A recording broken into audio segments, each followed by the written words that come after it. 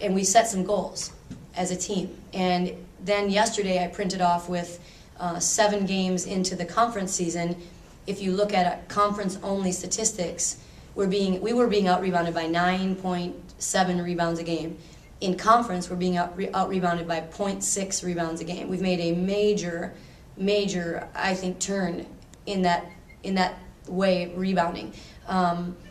So going into this game, and I shared that with them because I thought it would give them some confidence. You know, you're not that poor team that everybody just abuses on the boards. When they set their mind to it, they got better at it. And this game, I think we recognized early on that we could get to the offensive boards. And then, you know, it's like anything in basketball on the court. Once you have success at something, you just get really excited about it. And that's what happened. Our kids just kept crashing the boards and finding the ball. I think about 12 seconds or so, I believe it was Gordon who drew the offensive foul from Karen Flagg. Yeah.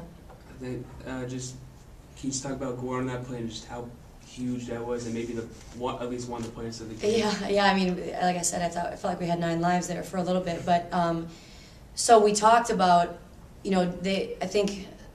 Now, I'm not going to remember this exactly, but I think we were up 2 at the time, and we felt pretty sure, although you never know with Youngstown and how well they shoot the 3, we were pretty sure they were going to go for the 2. And it's scary because then you have everybody, you know, in and their shooters wide open. So we had just said, you know, if you step to help, get set and take a charge, because once they're going to the basket, they're going to go. And then it didn't end up being a secondary defender. It ended up being Imani, and she does really well, I think, with her body control and not using her hands. There's so much hand checking and all of that. She does a good job of keeping her hands off. And you know, that was a call that could have gone either way. And I thought really pleased with the fact, obviously, that Imani took that charge and that it did go our way. And then we made other big plays. You know, other like the steal that Adeswa had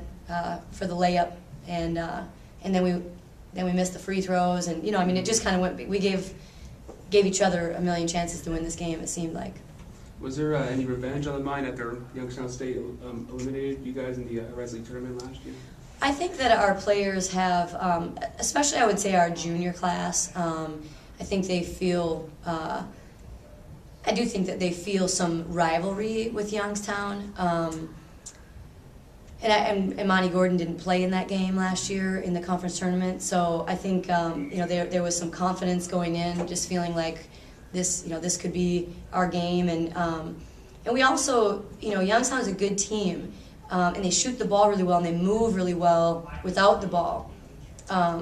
But we didn't feel like Youngstown would go through the entire conference season undefeated. We felt like somebody would get them. And after 6 in a row, I sort of felt like this would be a good time. You know, maybe there's some, well, are we going to win every game? Or, you know, some doubt creeping in. And for our kids, we said it's time. It's, you know, they're ripe and we need to get them.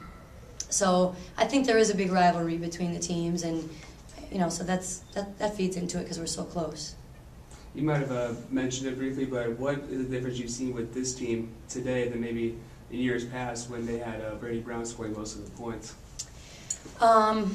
Well, I sort of feel like Heidi Schlegel's been anointed. You know, I mean, they kind of do that themselves. I know that she's become that type of dominant scorer, different from Brandy, different player, and like I told my kids before the game, I said, in all the games that Youngstown's played this year, all of them, nobody yet has outworked Heidi Schlegel. Nobody. So that's what you're up against. And are you going to outwork her? Because if you give her any room, she's going to find a way. And you know, I hear the games being announced, and I hear, you know, the announcers say, that's what she does. You know, she might miss the first one, get her own rebound, put the next one in, and you know, that's what she does. She's a blue collar worker. And so I see the same. You know, what I see is that they've established a low post game with their motion offense, giving them, you know, kind of 2 dynamics instead of having a 5 out, which they had before, and they're blending it really nicely. And I think, as with the transition with any new coach, what we saw was the growing pains, you know, early on. and then now they've really found themselves and are playing really well together. So, this was a good win for us, and I think Youngstown is going to be a team that, is right there at the top. And so getting this win over them, here at our place is, I think, really, really important for our run to, hopefully a conference championship. One last question. I think you mentioned it also, but just to double check, how did you hold them to only 32 points in the second half when they got 48 in the first half? Was it just more pressure, or? Well, that's exactly what we did. We had our game plan. We were fronting the post and had to get help, but we didn't really want to help too much off of a couple of the shooters. We didn't want to help off of Hornberger very much, and we didn't want to help off of Tuval when she came in, and then they brought 13 in, who's just a three-point shooter. So then they had three-point shooters on the floor, and really nobody that we could sag off of. And then, of course, Thompson showed us why we couldn't sag off of her.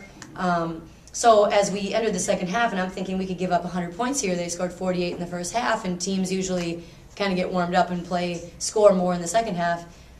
My feeling was the only way we could remedy this was not because they'd taken or hit too many threes, because I think they'd only hit 4 threes in the first half. I'm not positive. Does that sound right? 5 of 8. 5 of 8. Okay, so they were efficient. But it wasn't so much because the threes were killing us. It's just that it wasn't working. We were getting lobbed over our head, and they were getting open for threes. So we just decided, rather than to designate kids who sag off, we were going to pressure everyone. And then we did play some behind the post, just depending on who our personnel was and who your personnel was in the game. So I really think that's the reason why we were able to change. They shot 65% in the first half. It was like wide open shot, and they were wide open. So we couldn't give them that. They would have continued. They're good shooters. They would have continued to shoot the ball really well. So we decided to pressure up and make them really work for their shots.